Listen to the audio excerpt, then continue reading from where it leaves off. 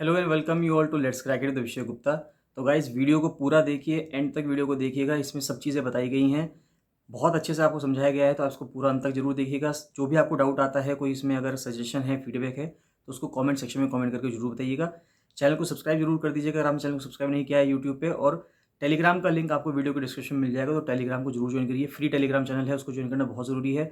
सारे अपडेट्स वहीं पे आते हैं, सब चीज़ें वहीं पे मिलती हैं, तो उसको ज्वाइन करना बहुत बहुत ज़्यादा ज़रूरी है। कोई भी डाउट है, कोई भी फीडबैक है, तो उसको कमेंट सेक्शन में कमेंट करके जरूर बताइएगा।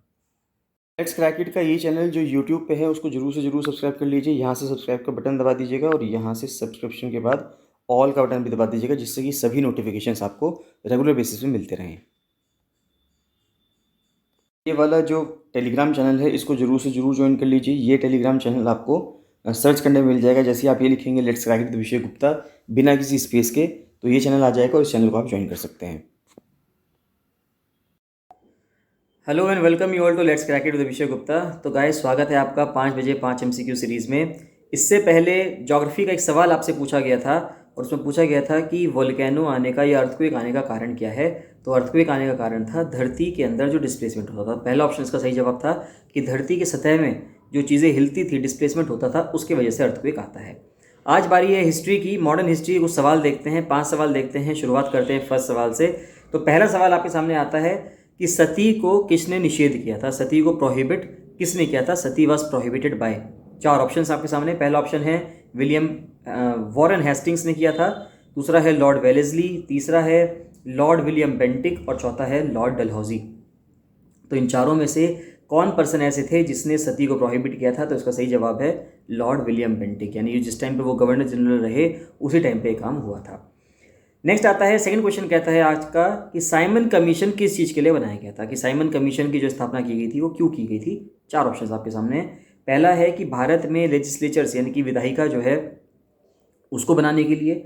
दूसरा था कि और ज़्यादा रिफॉर्म्स लाए जाएं, भारत के अंदर सुधार लाए जाएं, उसके ऊपर डिस्कशन करना था क्या, यानी कि इंग्लिश में बोल देता हूँ। पहला ऑप्शन है लेजिस्लेचर्स इन इंडिया, दूसरा ऑप्शन है fitness of India for further reforms, तीसरा ऑप्शन आता है position of the voice Roy, जो वाइस राय था उसकी जो पोजीशन थी उसके ऊपर बात थी क्या, और चौथा है भारत के लिए एक संविधान बनाने की बात करने के लिए आया था क्या साइमन कमीशन, यानी कि भारत के लिए कॉन्स्टिट्यूशन बनाने के लिए बात करने के लिए आया था क्या। तो इसमें से जो सही जवाब है वो क्या है कि भारत में फर्दर रिफॉर्म्स कैसे हों।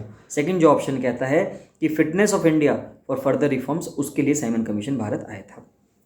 तीसरा सवाल कहता है कि भारत में पहली बार ट्रेन कब चली, यानी कि जो स्टीम ट्रेन थी, जो स्टीम इंजन की ट्रेन थी, वो पहली बार कब चली। ऑप्शन हैं आपके 1848 में, 1853 में, 1875 में या 1880 में। तो ये ट्रेन पहली बार कब चली, ये ट्रेन पहली बार चली 1853 में। उसके बाद अगला सवाल आता है कि आपको 4 जगहें दे रखी हैं, 4 लाइब्रेरी दे रखी हैं, और उनमें से पूछा गया है कि इनमें सबसे बड़ी लाइब्रेरी कौन सी है जहाँ पे लार्जेस्ट कलेक्शन है मैन्यूस्क्रिप्ट्स का, यानी जहाँ पे हाथ से लिखी हुई जो चीज़ें होती हैं, हस्तलिखित जो स्क्रिप्ट्स होती हैं, उनका कलेक्शन सबसे बड़ा कहाँ पे है। 4 ऑप्शन आपके सामने, आपको बताना है किस में सबसे ज़्यादा हैं। तो पहला ऑप्शन है खुदा बख्श ओरिएंटल पब्लिक लाइब्रेरी, दूसरा है थंजावुर महाराजा सरफोजी सरस्वती महल लाइब्रेरी, तीसरा है एशियाटिक सोसाइटी लाइब्रेरी और चौथा है रामपुर राजा लाइब्रेरी। तो इनमें से 4 में से कौन सी है, उसका जो सही जवाब है वो है खुदा बख्श ओरिएंटल पब्लिक लाइब्रेरी। और आज का 5वां सवाल आपके सामने आता है, बहुत ही अच्छा सवाल है।